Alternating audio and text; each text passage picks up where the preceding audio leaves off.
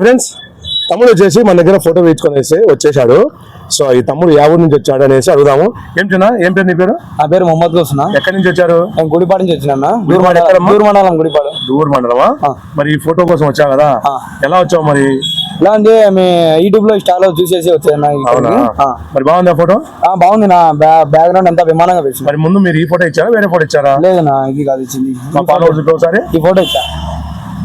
So ఆ photo ఇస్తే background change చేసి ఈ విధంగా చేసాం. సో మరి మీకు నచ్చిందా? బ్రహ్మాండంగా నా హైలైట్ గా నచ్చింది. మరి నువ్వేనా ఆయన అనేది? నేను కాదు, మా ఫ్రెండ్ ఉన్నాడు. ఆయన మరి హీరో ఎక్కన్నారు? అదే బ్యాక్గ్రౌండ్ అంతా మార్చినా కాబట్టి సరిపోయింది. హీరో విలన్ కొట్టుకుని కమెడీని చంపేసినట్టు నా మీద పడతారేంటి?